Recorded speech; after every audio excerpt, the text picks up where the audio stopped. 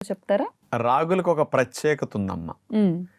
ఏ మిల్లెట్స్‌కి లేనిది ఇందులో మాత్రమే ఉన్నది. అన్నిటికంటే అతి తక్కువ క్యాలరీస్. ఓకే. మరి ఏంటండి తక్కువ బలం అన్నయి మంచిదని చెప్తున్నారు అనుకోవచ్చు మీరు. హ్మ్.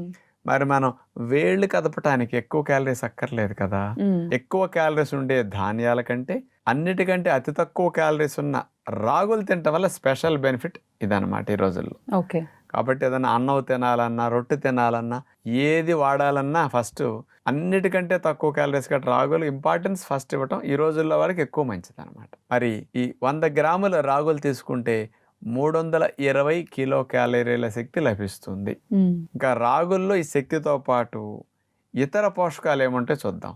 100 గ్రాముల రాగుల్లో ఉన్న పిండి పదార్థాలు 66 గ్రాములు, మాంసకృతులు 7 గ్రాములు, కొవ్వులు 2 గ్రాములు, పీచు పదార్థాలు 11 గ్రాములు,